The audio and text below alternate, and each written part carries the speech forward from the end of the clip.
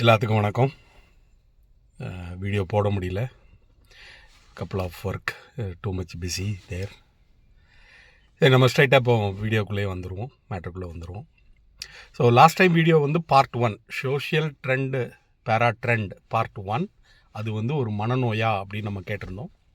இப்போ பார்ட் 2க்குள்ளே நம்ம வரோம். இப்போ எல்லாம் ரீசெண்ட் நியூஸ் எல்லாத்தையும் பார்த்துருப்பீங்க. விஜய் அவர்கள் வந்து பெரும்பான்மையை நிரூபிச்சிட்டாரு, அதிமுக உடஞ்சிருச்சு. இது எல்லாமே அதே. இதில் ஒரு முக்கியமான ஒன்று பார்த்தீங்கன்னா தெரியும். விஜய் அவர்கள் வந்து எல்லா எதிர்கட்சி தலைவர்களையும் போய் சந்தித்து கட்டி அணைச்சிருக்கிறது. இது வந்து ஒரு எமோஷ்னல் அட்டாச்மெண்ட். இப்போது நான் வந்து நெதர்லாண்ட்ஸில் இருக்கேன். இங்கே உள்ள சிச்சுவேஷன் எப்படி அப்படின்னா, ஒரு அப்பார்ட்மெண்ட் வீட்டில் நீங்கள் பக்கத்து வீட்டில் நம்ம குடியிருக்கிறோம். 8 மணிக்கு மேலே 9 மணிக்கு மேலே சத்தம் வரக்கூடாது. அது குழந்தைகளாக இருந்தாலும் சரி, இல்லை யாராக இருந்தாலும் சரி, அந்த நம்ம வீட்டில் இருந்து சத்தம் வெளில வரக்கூடாது. அப்படி வந்துருச்சுன்னா அடுத்த நிமிஷம் அந்த பக்கத்து வீட்டு ஆட்கள் வந்து போலீஸுக்கு கால் பண்ணிடுவாங்க.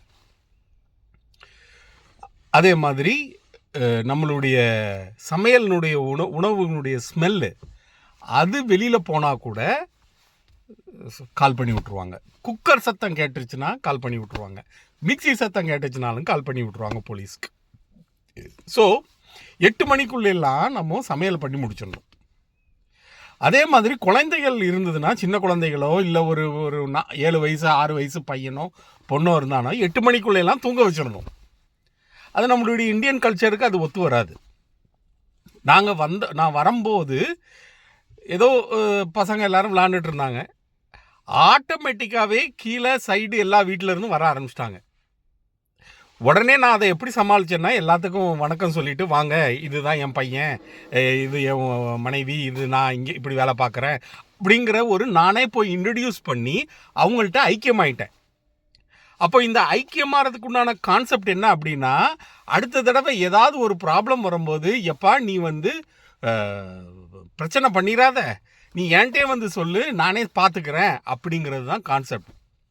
ஸோ எமோஷ்னலி அவரை போய் கட்டி அணைக்கிறதும். அப்போ மக்கள் எல்லாரும் என்ன நினச்சிருவாங்க, பாரியா அவ்வளவு பெரிய சிஎம் போய் ஒரு தலைவரை போய் பார்க்குறாருன்னா இதுதாயா வேணும் அப்படிங்கிற ஒரு மைண்ட் செட்டை விதைச்சிட்டாப்புல. இது எல்லாரும் நடக்கக்கூடியதானே, எல்லாருமே பண்ணுறது தான். ஏன்னா ஒரு புது பிளே கிரவுண்டில் நம்ம வந்திருக்கோம். எல்லாரும் எப்படி இருப்பாங்கன்னு தெரியாது. அதனால் எல்லாத்தையும் ஒரு சமரசமாக இருந்துட்டோம்னா நாளைக்கு நம்மளுடைய ஆட்சி வந்து ஸ்மூத்தாக போகுங்கிற ஒரு கான்செப்ட் தான். இதுவும் one of the social trend பேராக்குண்டான ஒரு ஐக்கியமான கான்செப்ட் தான். சரி, இப்போ இந்த சோஷியல் ட்ரெண்ட் பேரால எத்தனை வகை இருக்குது அப்படின்னா, medium, high level, extreme level, இந்த 3 லெவல் தான் பிரித்து வச்சுருக்கிறாங்க. ஸோ இந்த 3 லெவலில் நம்மளுடைய தமிழ்நாட்டு மக்கள் எப்படி இருக்காங்க அப்படின்னா, ஒரு ஹை லெவலில் மிட் டு ஹை ரேஞ்ச், அந்த ரேஞ்சில் இருக்கிறாங்க.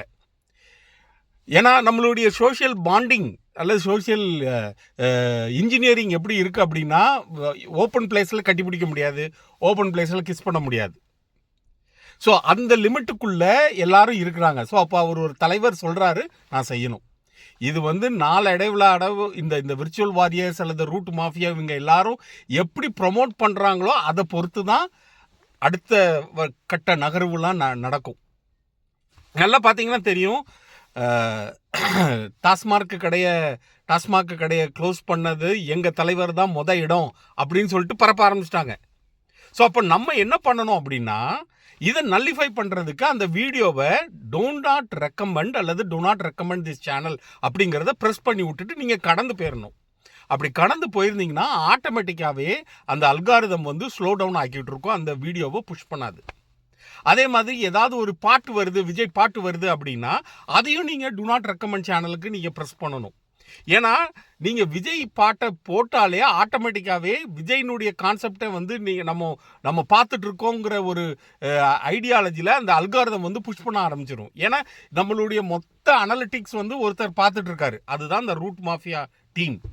அவங்க வந்து குரூப்பில் பார்த்துட்டு இருக்காங்க, டூலை வச்சு பார்த்துட்டு இருக்காங்க, எவ்வளோ தூரம் போகுது, சிடிஆர் ரேட் என்ன, ஒருத்தர் எவ்வளோ தூரம் அந்த வீடியோவை பார்த்துட்டு இருக்காரு அப்படிங்கிற ஒரு மொத்த டேட்டாவும் அவங்க வச்சுருக்கிறாங்க. அப்போ ஆட்டோமேட்டிக்காகவே இந்த வீடியோ இல்லையா இன்னொரு வீடியோ அனுப்புவாங்க. நம்ம கில்லியில் ஒரு ஒரு பாட்டு, கில்லியில் ஒரு சீனு, மூவி சீன் அப்படிங்கிற நிறைய விஷயத்த அனுப்பிட்டு இருப்பாங்க. அதே மாதிரி யூடியூப் சேனல்லையும் பார்த்தீங்கன்னா நிறைய படங்கள் ரிலீஸ் பண்ணுவாங்க. விஜய் படமாக ரிலீஸ் ஆகும். நான் இதை ஒன்று நோட் பண்ணேன். என்னென்னா எலெக்ஷன் டைமில் விஜய் படமாக இருந்தது. எல்லா சேனல் மூவி சேனல்லையும் பார்த்தீங்கன்னா விஜய் படத்தை போட்டுட்டு இருந்தாங்க. ஸோ அப்போவே தெரிஞ்சிருச்சு இவங்க எல்லாரும் ஒரு அஜெண்டாவை செட் பண்ணி விஜயை சிஎம், மிஸ்டர் விஜய் அவர்களை சிஎம் ஆக்குறாங்க அப்படிங்கிற ஒரு கான்செப்ட் தெரிஞ்சிருச்சு. ஸோ இப்போ நம்ம அஸ் என்டிகே என்ன பண்ணணும் அப்படின்னா ஒன்று தான். இந்த இந்த என்டிகே சப்போர்ட்டர்ஸ்னாலும் சரி, அண்ணன் மேலே பிரியமாக இருக்கிறவங்களாலும் சரி, மெம்பராக இருக்கிறனாலும் சரி, இக்னோரன்ஸ் வில் அட்ராக்ட் மோர். திருப்பி சொல்கிறேன், இக்னோரன்ஸ் அட்ராக்ட் மோர். ஸோ நம்ம தள்ளி ஒதுக்கிடணும். அதே மாதிரி அந்த ஒதுக்குறத சாரி சார் இப்போ டைம் இல்லை அப்படிங்கிற ஒரு, ஏன்னா இப்போ நம்ம இக்னோரன்ஸ் சொல்லிட்டு போகிறோன்னா அதை ஒரு வீடியோ கிளிப்பாக போட்டு அதை பரப்புவோம். பாருங்கள், சீமான் அவர்கள் பத்திரிகையாளர்களை புறந்தள்ளினார் அப்படின்னு சொல்லிட்டு வேற மாதிரி நெகட்டிவாக பப்ளிசிட்டி பண்ணுவான். ஸோ நம்ம என்ன பண்ணணும் அப்படின்னா, நம்மளால் நெகட்டிவ் பப்ளிசிட்டி வரக்கூடாது. அதுதான் ஃபஸ்ட்டு பாயிண்ட். ஸோ நான் இப்போ என் ஃப்ரெண்ட்ஸ்டெல்லாம் கேட்டேன். இப்போ ரீசெண்டாக கேரளாவில் எலெக்ஷன் முடிஞ்சுது, அங்கே காங்கிரஸ் வந்துருச்சு.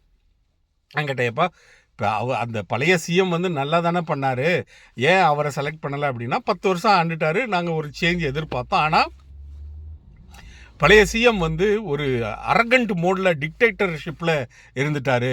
அவர் வந்து சிரித்து பேசலை, எப்போ பார்த்தாலும் ஒரு ஹை டோன்லேயே பேசுகிறாரு அப்படிங்கிற ஒரு தெளிவு ஒருத்தர் சொன்னார். ஸோ இதே மாதிரி நிறைய பேர் அவங்களுடைய மைண்ட் செட்டில் இருக்கும். ஸோ இந்த தடவை நம்மளுடைய ஸ்ட்ராட்டஜி என்ன அப்படின்னா, நான் என்ன பண்ணுவேன் அப்படிங்கிறது தான் என்டிகேனுடைய அஜெண்டாவாக இருந்தது அல்லது ப்ரொபகண்டாவாக இருந்தது. ஆனால் அதுவும் எடுபடலை. ஸோ இப்போ இனிமேல் நம்மளுடைய ஸ்ட்ராட்டஜியை மாற்றணும். சரி, அதே மாதிரி இந்த சோஷியல் ட்ரெண்ட் பேராவை எப்படி டவுன் பண்ணணும் அப்படின்னா, இப்போ தான் நமக்கு ஒரு முக்கியமான ஒரு வேலை இருக்குது. ஒவ்வொரு என்டிகே மெம்பர் அல்லது அந்த ஊரில் இருக்கிறவங்க எல்லாரும் நம்மளுடைய செல்ஃப் சஸ்டைனபிலிட்டி அல்லது செல்ஃப் அக்ரிகல்ச்சர் அப்படிங்கிறது தான் கோர் கான்செப்ட். ஸோ அப்போ அதுக்கு என்ன பண்ணணும்? இப்போ என்கிட்ட வந்து ஒரு ஏக்கர் நிலம் இருக்குது அப்படின்னா, நான் அந்த ஒரு ஏக்கரில் தற்சார்பு பொருளாதாரம் வந்து நான் எப்படி மேக் பண்ணுவேன் அப்படிங்கிறத நான் கொண்டு வரணும். இன்னொன்று, நமக்கு 4% கோர் ஓட்டர்ஸ் இருக்கிறாங்க, பட் இன்ஃப்ளூயன்ஸ் இல்லை. ஏன் தெரில, பயப்படுதாங்களா, இல்லை மற்ற கட்சியிலேருந்து ஜாயின் ஒரு பெரிய ஆளுமை அல்லது தலைமை இருக்கிறவங்க நம்ம கட்சியில் இன்னும் வந்து சேரலை. அது ஏன் தெரியல இன்னும். ஸோ அப்போ அவங்கள கன்வின்ஸ் பண்ணி நம்ம கட்சிக்கு கொண்டு வரணும். அப்படின்னா தான் நம்மளுடைய கட்சியினுடைய கோர் பேஸ் வந்து இன்க்ரீஸ் ஆகும். அப்போ அவருக்கு தகுந்த மாதிரி அவர் வந்து பேசுவார், மற்றவங்கெல்லாம் அட்ராக்ட் பண்ணி நம்ம கட்சிக்கு வருவாங்க. ஸோ இதை நல்ல ஞாபகத்தில் வச்சுக்கணும். அடுத்தது, நான் ஏற்கனவே சொன்னேன் இல்லையா, இப்போது என்கிட்ட 1 ஏக்கர் நிலம் இருக்குன்னா, அந்த 1 ஏக்கர் நிலத்தை வச்சு நான் எப்படி தற்சார்பு பொருளாதாரம் பண்ணினேன் அப்படிங்கிறத நான் ப்ரொமோட் பண்ணணும். நம்ம அண்ணன் வந்து இந்த தடவை வீடியோ வந்து நல்ல கான்செப்ட், ஆனால் ஆஸ் எ ஜெனரிக் நான் இது வந்தால் இதை ஃபுல்லாக பண்ணுவேன் அப்படிங்கிறது போது இட் டேக்ஸ் டைம். ஸோ அப்போ லாங் டேர்ம், ஷார்ட் டேர்ம் அப்படிங்கிற ஒரு 2 பகுதியாக பிரித்து தான் இதை வேலை பார்க்கணும். ஸோ ஷார்ட் டேர்ம் கோல், இப்போ நான் ஆட்சிக்கு வந்துட்டேன்னா 100 நாளில் நான் உங்களுக்கு என்ன கொடுப்பேன், அடுத்த 1 இயரில் அந்த பிளான் வச்சுருக்கணும். 3 மாதத்தில் என்ன நடக்கும், 6 மாதத்தில் என்ன நடக்கும், 9 மாதத்தில் என்ன நடக்கும். நான் லாங் டேர்ம் கோலாக இதெல்லாம் வச்சுருக்கிறேன்.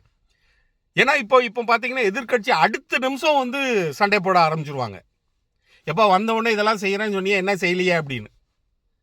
ஸோ அப்போ நம்ம அதுக்கு விட்டு வச்சிருக்கக்கூடாது. ஸோ அப்போ அண்ணா அடுத்த தடவை இந்த இதெல்லாம் நம்ம கன்சிடர் பண்ணணும். அடுத்தது, அண்ணன் நம்மளுடைய மெம்பர்ஸ்னாலும் சரி, இல்லை எம்எல்ஏ சீட்டுக்கு நிற்கிறவங்கனாலும் சரி, ஈஸியாக எமோஷ்னல் ஆகிடுதாங்க. Emotional will break. எமோஷ்னல் ஆகக்கூடாது. சரி, எல்லாத்துக்கும் தெரியுது மனசுலேருந்து தான் வருது அப்படின்னு. எமோஷ்னல் ஆகக்கூடாது. இன்னொன்று, நெகட்டிவ் பப்ளிசிட்டி பண்ணக்கூடாது. இன்னொன்று, பாடி ஷேமிங் பண்ணக்கூடாது. அடுத்தது என்னென்னா, ஸ்கேம். மக்கள் வந்து இப்போ ஸ்கேமுக்கு பழகிட்டாங்க. ஒரு ரூபா சம்பாதிக்கிறதுக்கு நமக்கு எவ்வளோ கஷ்டங்கிறது எல்லாத்துக்கும் தெரியும்ல.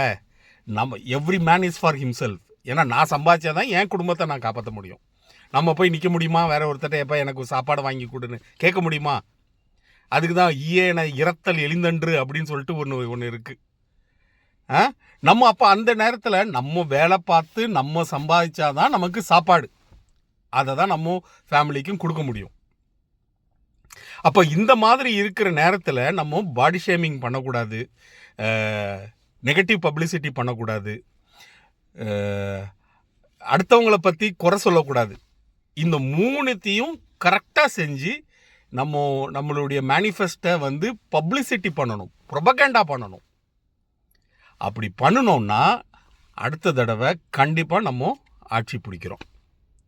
இதில் இன்னொன்று என்னென்னா, இந்த சோஷியல் ட்ரெண்ட் பேரா. ஸோ எக்ஸாம்பிள் நிறைய பேர் இருக்கிறாங்க. டயனா இளவரசி, மைக்கேல் ஜாக்சன், இப்போ விஜயகாந்த், ரஜினிகாந்த், விஜய் அவர்கள், அஜித் அவர்கள், அப்படின்னு நிறைய செலிப்ரிட்டிலாம் இருக்கிறாங்க. சரி, இப்போ நம்ம ஒரு எக்ஸாம்பிள் வச்சுக்கிடுவோம். எனக்கு நீங்கள் எல்லோரும் கமெண்ட் செக்ஷனில் போடுங்க. இப்போ இளையராஜா அவர்கள் வந்து ஒரு மியூசிக் காட், அப்படி தான் நம்ம பார்க்குறோம். அவர் பண்ணாத மியூசிக்கே இல்லை, எல்லாத்துக்கும் அவருடைய மியூசிக் பிடிக்கும். நம்ம கமெண்ட் செக்ஷன்லாம் பார்த்தீங்கன்னா சில பேர்லாம் போட்டிருப்பான், நீங்கள் வாழும் காலத்தில் நான் வாழ்ந்து கொண்டு இருக்கிறேன் ஐயா, நீங்களே என் தெய்வம், அப்படிலாம் போட்டு நிறைய பேர் கமெண்ட்ஸ் போட்டிருக்கிறாங்க. அவர்கிட்ட போய் நம்ம ஒரு வேளை சாப்பாடு கேட்க முடியுமா? ஒரு வேளை சாப்பாடு போடுவார். ஒரு வாரம் போடுவாங்களா? போட மாட்டாங்க. நம்ம தான் வேலை பார்க்கணும். சரி, அப்போ இந்த சூழ்நிலையில் இளையராஜா அவர்கள் ஒரு பிஎம்முக்கே நிற்கிறாங்கன்னு வச்சுக்கோங்க, அல்லது சிஎம்முக்கு நிற்கிறாங்க அப்படின்னா நம்ம ஓட்டு போடுவோமா அப்படிங்கிறத நீங்கள் கமெண்ட் செக்ஷனில் தெரிவிங்க. நான் இந்த வீடியோவை நம்ம இதோட முடிச்சுக்கலாம். அடுத்த காணொலியில் இன்னும் நிறைய பாயிண்டர்ஸை நம்ம பேசுவோம். நன்றி, வணக்கம்.